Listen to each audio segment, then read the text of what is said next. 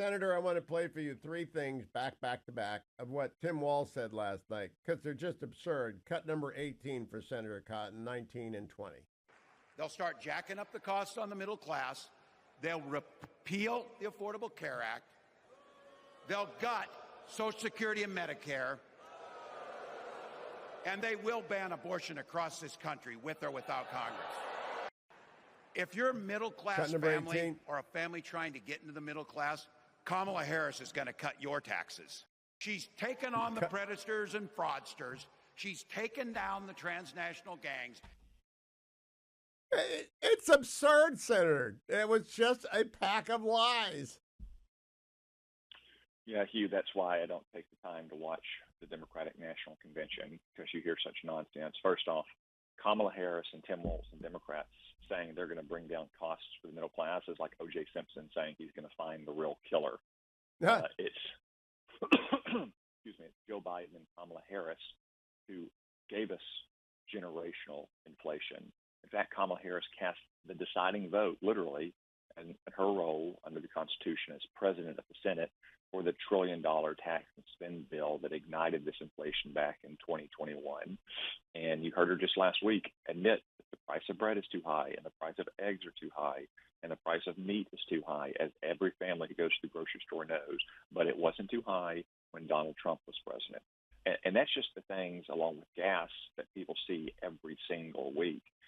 The cost of so many other unavoidable expenses for middle-class families has gone up tremendously if you consider car insurance and home insurance and health insurance, electricity.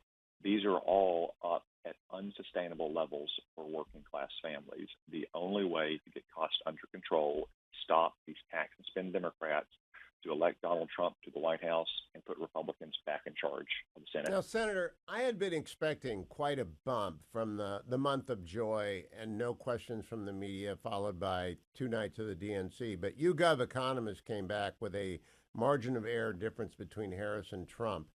And I don't know that she can really add much more to what Michelle Obama, that was their big hit, was Michelle Obama did blow the socks off. But she's not running. Kamala Harris is running, and you've heard her speak before. Maybe she can do a pretty good speech tonight, but they're not getting out of this what they thought they'd get out of it. I think their expectations are somewhat disappointed. What do you think? You know, Hugh, we've always expected the race would be close. We think it'll come down to a handful of critical swing states, but we're also confident that the American people remember that when Donald Trump was president, things were good. Prices were under control. Jobs were growing, wages were growing, and we had peace and stability around the world.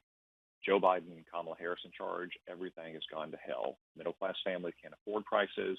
We just heard yesterday that the 800,000 jobs that were supposedly in existence aren't in existence, and you have war breaking out all around the world. So I don't know what the polls will say on a kind of fluctuating day-to-day basis, but I'm confident that the more the American people learn about Kamala Harris and her radical, outside the mainstream views, the more they're going to remember that Donald Trump brought them peace and prosperity, and they want that back. Now, the former president decided to flood the zone yesterday, and he always starts with me when he does that, and I'm glad that he came back. I spent most of my conversation with the former president talking about Israel. I want to play for you a 2-minute poll because it's the most important, especially given that overnight the IDF just began to pound Hezbollah. I think maybe Tony Blinken's mission to stop a war during the convention has failed. But here's what the former president told me about Israel and Iran yesterday, cut number 13. But I want to start with Israel, Mr. President. Do you think President Biden and Secretary Blinken have held Israel back? Are they making Israel basically fight to a draw? I think that Israel's being hurt very badly by the Democrats. I think they're making it very hard for the Democrats to win, very, very hard for the Democrats to what they're doing with respect to Israel, what the Democrats are doing, they're making it very hard for Israel to win. If you take a look at the stance, the other side is saying just hold out. If they hold out, they know they're going to win because so much pressure is being put on Israel. Right now, Israel, the pressure that's being put on them by Biden and Schumer, who's frankly, Schumer is he a member of Hamas? Is he a Palestinian? I don't know. How would a Jewish person contribute to Democrats right now? They have to finish the job. Israel has to finish the job, get it done, and get it done fast. And they have to do it. They have to get it done fast. Now, You know, Mr. President, there are a if lot of Iran people hit now them that are saying again, October 7th. There are a lot of If it- people that are saying October 7th never existed, that it never existed, it never took place. That's starting. They used to say the Holocaust never took place. I know But there are there's never crazy. been a moment like this. There are crazy There's people never out been there. a moment like this for Jewish people. If Iran hits Israel a second time, do you want Israel to hit them back much, much harder than they did the first time? Because Biden said, take the win. I couldn't believe he said that, but he said, take the win. It wasn't a win. A Bedouin girl got injured and they took 300 missiles. Would you urge Israel to hit back hard? They have no choice.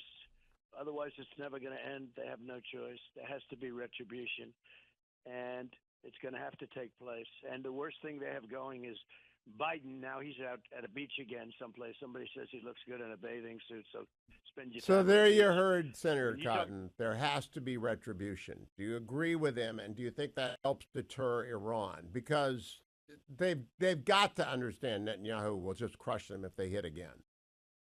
Well, sure. Well, what deters Iran is the American military and a commander-in-chief with that kind of resolution. We just heard Donald Trump. Remember, we did not get into a war with Iran. We didn't have to invade and occupy Iran. We didn't even have to shoot any missiles at Iran. We took one strike at their terrorist mastermind, Qasem Soleimani, in Iraq, who richly deserved to die, and we held in bay the Ring of Fire terror network they have around Israel, Hezbollah in the north, Gaza in the south, and outlaw rebels in Yemen further south down the Red Sea, because Iran was scared of Donald Trump. No one is scared of Joe Biden or Kamala Harris. There's a reason why Iranians are trying to kill Donald Trump and hack into his campaign's computer system and not doing that to Kamala Harris.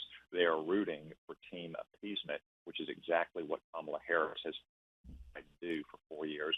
She would probably be even worse on Middle Eastern security and protecting America's interests than Joe Biden. It's well known inside Washington that she's a consistent voice of even further efforts to restrain Israel, to force them to surrender, to accept Hamas as a governing authority inside of Gaza. Now, it is true that support for Israel is not among the top 5 issues among Americans when they are polled. It's always the economy followed by the border. However, there are some Americans, and I think it's not an insignificant number of Americans, for whom Israel is the most important issue. Is there any doubt in your mind, I wrote about this for Fox News this morning, that if you're one of those voters, you're pulling the lever for Donald Trump? Because if you're a strong supporter of Israel, we're in for the worst presidency ever for Israel as a state in its 76-year history of Kamala Harris is elected.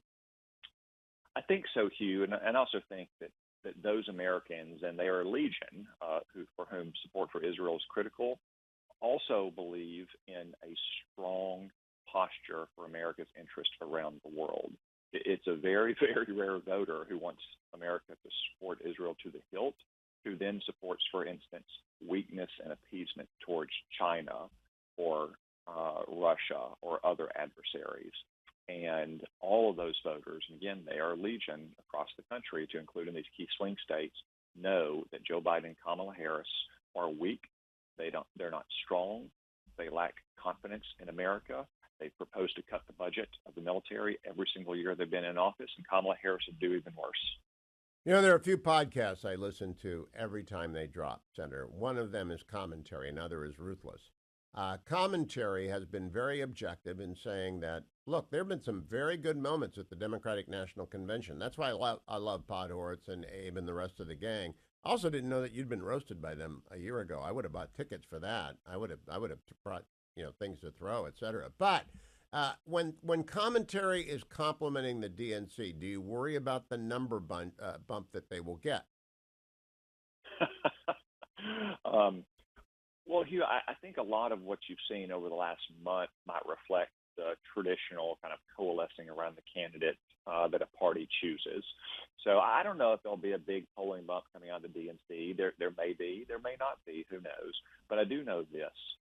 Over the next 10 weeks, as the American people take a closer look at Kamala Harris and her radical positions on things like decriminalizing illegal immigration and giving illegal aliens taxpayer-funded health insurance, while she takes away your health insurance on the job and bans the production of fossil fuel energy in America, they are going to repudiate Kamala Harris, and they're going to say they want the good times of Donald Trump, of the first Trump presidency back in the White House.